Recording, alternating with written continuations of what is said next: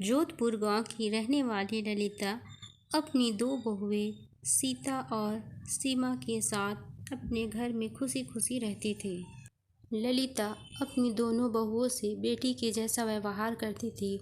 वह उन्हें कभी भी अपनी बहू नहीं मानती, अपनी बेटी के जैसा ही मानती थी, जिस कारण से गांव के बहुत से लोग उससे जला करते थे। ललिता के दोनों बेटे माधव और मंगल शहर में रहते थे और वहीं काम करते थे। ललिता का पति बहुत ही शांत और अच्छे स्वभाव का इंसान होता है। वह भी अपनी बहुओं से बेटियों की तरह प्यार करता है। अरे मदन भाई, ललिता भाभी को समझाइए, बहुओं को इतना सर पर चढ़ा के ना रखें। सूरज भाई, आप मेरे घर की इतना चिंता ना किया करें। मेरे घर का ध्यान देने के लिए मेरी पत्नी ललिता और मेरी दोनों बेटियां हैं। आप अपने घर की चिंता किया करें। अभी मैं थोड़े काम से जा रहा हूँ, बाद में बात करता हूँ। इतना कहकर ललिता का पति अपने घर की ओर वापस चला जाता है।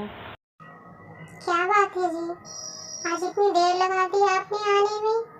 आज दूर टहलने निकल गए थे क्या?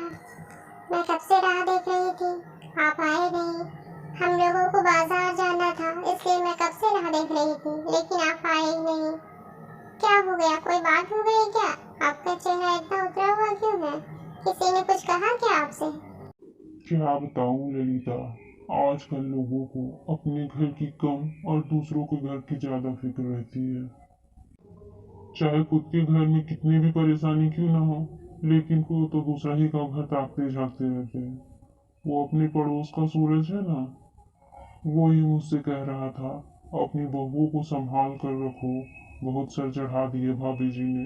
मैंने भी उसे सुना दिया, अपने घर को संभालो, मेरे घर की फिक्र करने की जरूरत नहीं है तुम्हें। क्या बताऊं आजकल लोगों को क्या हो गया है, किसी की खुशी देखा ही नहीं जाता। अपने घर को तो देखते नहीं है और दूसरों के घर में ताका झांकी शुरू कर देते हैं। खुद की बहू के साथ तो नौकरों जैसा सलूक करते हैं, मारते पीटते हैं, और हमसे भी यही उम्मीद रखते हैं कि हम भी अपनी बहुओं को नौकरानी समझें और उन्हें भी मारे पीटे, तब ये लोग खुश रहेंगे। सूरज आजकल हमारे मामले में ज्यादा ही बोलने लगा है। आप कहें तो मैं उससे बात करूं क्या? उसकी पत्नी से जाकर उसकी शिकायत लगाऊं? बहुत ज्यादा ही बोलने लगा है। हम अपनी बहुओं के साथ क्या कर रहे हैं क्या नहीं, वो बोलने वाले कौन होते हैं? हम उनके घर पर जाकर कभी बोलते हैं, उनकी शिकायत लगाते हैं कि वो अपनी बहुओं को इतना मारते पीटते क्यों हैं, अपनी नौकरानी समझते हैं। ललिता, तुम वहां जाओगी तो बिना वजह के बात ही बढ़ेगी। उसकी पत्नी तो खुद उसी विचारों की है। उसे थोड़ी ना समझ में आएगा कि वो लोग गलती कर रहे हैं। हमें ऐसी बातों से तो नजरअंदाज कर देना ही चाहिए। वो लोग जिस तरह खुद अपनी बहुओं को परेशान करते हैं, चाहते हैं कि हम भी उसी तरह परेशान करें। तब तो हम भी उन जैसे हो जाएंगे ना, यही सोचते हैं, इसलिए हमें तरह तरह के ताने देते रहते हैं और शिकायत करते हैं। लेकिन हमें उन लोगों की बातों को ध्यान नहीं देना है, नजरअंदाज कर देना है। और तुम लोगों को कहाँ जाना है? चली जाओ, मैं घर पर ही रहूंगा, मुझे चाय पिला दो। ठीक है जी, मैं अभी आपके लिए चाय बनवा देती हूँ, उसके बाद हम लोग बाजार चले जाएंगे, इतनी देर भी हो गई है। ललिता अपनी बहू से कहकर चाय बनवाती है और वे दोनों भी चाय पी लेते हैं और फिर बाजार के लिए निकल पड़ते हैं। हाँ तो सीमा, जो जो सामान लेना है उसकी लिस्ट तुमने बना ली है ना? चलो बाजार चलते हैं। इतना कहकर ललिता अपनी दोनों बहुओं को लेकर बाजार की ओर निकल पड़ती है। मोहल्ले वाले इसी वजह से उन लोगों से बहुत जला करते थे।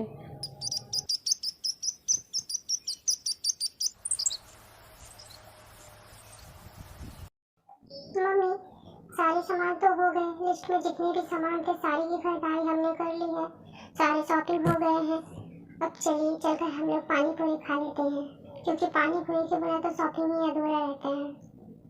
अब ललिता दोनों बहुओं को लेकर पानी पूरी खिलाने लेकर चली जाती है। लोग पानी पूरी भी खा लेते हैं, बहुत मज़े करते हैं। दोनों बहुएं अपनी सास से कहती हैं, माँ जी आज तो शॉपिंग करके मज़ा ही आ गया, और आज की पानी पूरी भी कितनी टेस्टी बनी थी।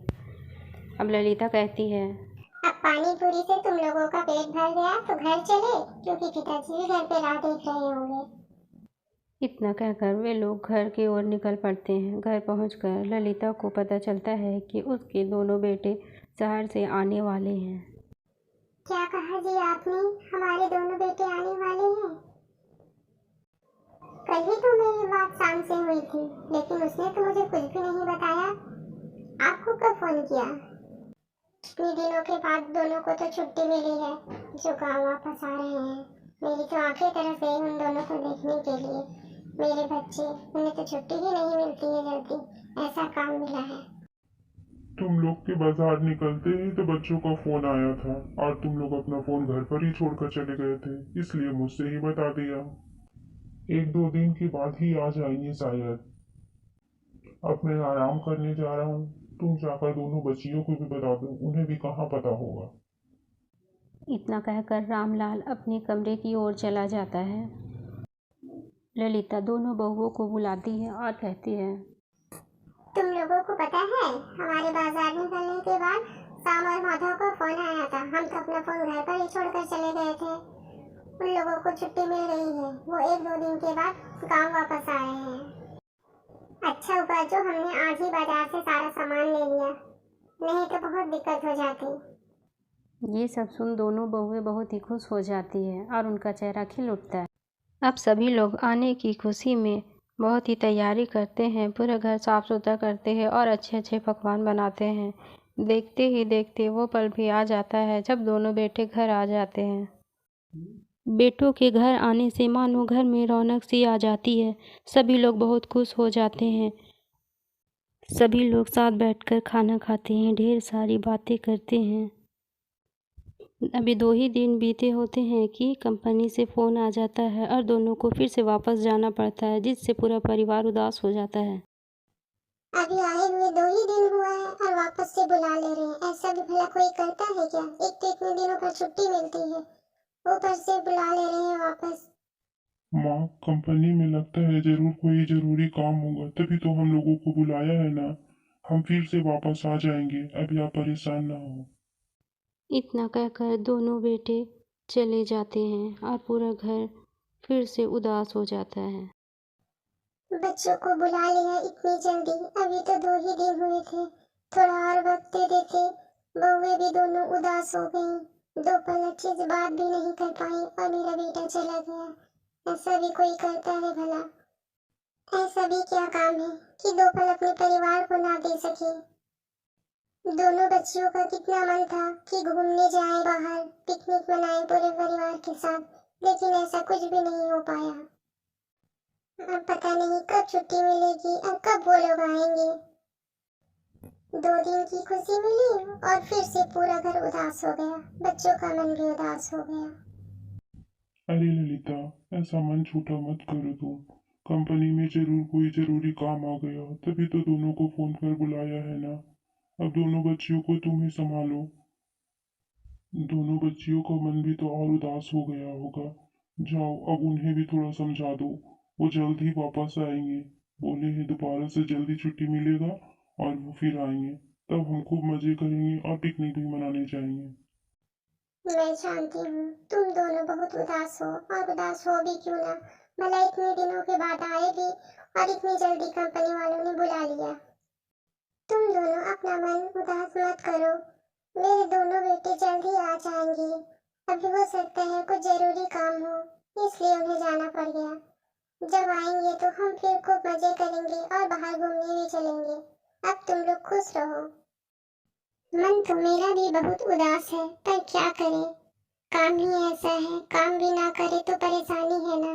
अब हम ही लोग को एक दूसरे को संभालना है बेटा। तुम लोग खुश नहीं रहोगी तो हम कैसे खुश रहेंगे? ललिता अपनी दोनों बहुओं को समझाती है और उन्हें खुश रहने के लिए कहती है। दोनों बहुएं भी अब समझ चुकी होती हैं और सब कुछ पहले जैसा हो जाता है।